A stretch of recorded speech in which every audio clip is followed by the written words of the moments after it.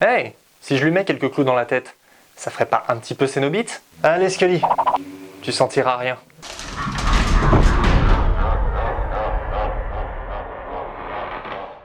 Bonsoir à toutes et tous, chers fantômes, et bienvenue dans Hanté sans frapper, la petite chronique littéraire fantastique de la Grande Entrée.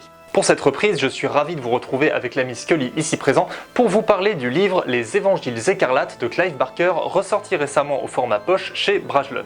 En littérature, Clive Barker, c'est vraiment un de mes chouchous, et les Évangiles écarlates a beau être sorti il y a 3 ans de ça en France, je pense que la réédition poche, c'est une bonne occasion de vous en reparler. Et c'est un peu aussi un plaisir égoïste. A l'époque, le livre était sorti en grand format chez Brajlon dans une très belle édition. Ça sert pas à grand chose de vous la montrer, mais comme elle est vraiment trop belle, je vous la montre quand même. Au niveau du fantastique et de l'horreur, Clive Barker il est surtout connu pour Hellraiser, qui est à la base un très court roman qu'il a lui-même adapté au cinéma en 1988. Bien sûr, il a pondu mille et une choses en littérature et au cinéma qui sont parfois bien plus fantastiques que Hellraiser, mais ça c'est un autre débat. Toujours est-il que Les Évangiles écarlates est la véritable suite officielle de Hellraiser en littérature. Ouais, parce que la saga Hellraiser a surtout perduré au cinéma le long de toute une séquence de suites qui sont plus ou moins bonnes selon qui est en charge du bordel, à part la deuxième qui est directement chapeautée par Clive Barker à la production. Les Évangiles écarlates suit le retour du cénobite Pinhead, grand prêtre démoniaque spécialisé dans la douleur, qui s'empare de l'intégralité du savoir magique des êtres humains avec en tête un plan bien diabolique. Pour le contrer, le détective de l'étrange Harry Damour va se lier à plusieurs de ses amis médiums et le suivre jusqu'en enfer pour contrecarrer ses projets. En revanche, ce qu'Harry n'avait pas forcément prévu, c'est que le cénobite compte faire de lui le chroniqueur attitré de ses méfaits. Au-delà de la plume toujours très efficace de Clive Barker, ce qui fait plaisir dans les Évangiles écarlates, c'est justement le retour de ce personnage culte, Harry Damour. Ce personnage de détective du surnaturel est un petit peu un des fils rouges qui traversent l'intégralité de l'œuvre de Clive Barker, et il est apparu dans plusieurs romans et nouvelles, dont la première était La Dernière Illusion dans Les Livres de Sang, tome numéro 6. Si vous êtes un petit peu plus porté sur les adaptations cinéma, le personnage de Harry Damour est le protagoniste principal du film Le Maître des Illusions, adapté de cette nouvelle.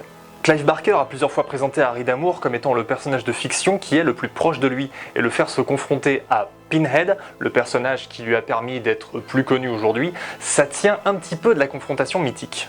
Mythique, c'est d'ailleurs un petit peu le mot, puisque le personnage de Pinhead a, avec les années, nourri lui-même une sorte de petite mythologie alternative, créant par là même un monstre qui a, pour le coup, complètement échappé à Clive Barker. Et utiliser le biais de la littérature pour le faire s'opposer au personnage qu'il estime être son plus personnel, ça tient un petit peu du règlement de compte, je trouve, pour Clive Barker.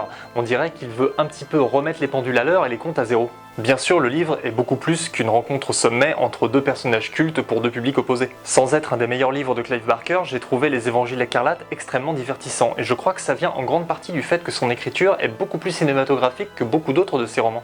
On note beaucoup plus une narration en 3 actes dans ce roman, avec une intro particulièrement marquante et graphique, mais si vous avez déjà lu Barker, vous savez que le bonhomme a tendance à reculer devant rien, et un final avec un affrontement qu'on devine épique entre les deux personnages. La plupart des chapitres sont narrés par Harry Damour, mais il y en a aussi certains qui sont narrés par Pinhead, qui est l'occasion de nous rappeler que ce personnage ne s'appelle en fait pas du tout comme ça.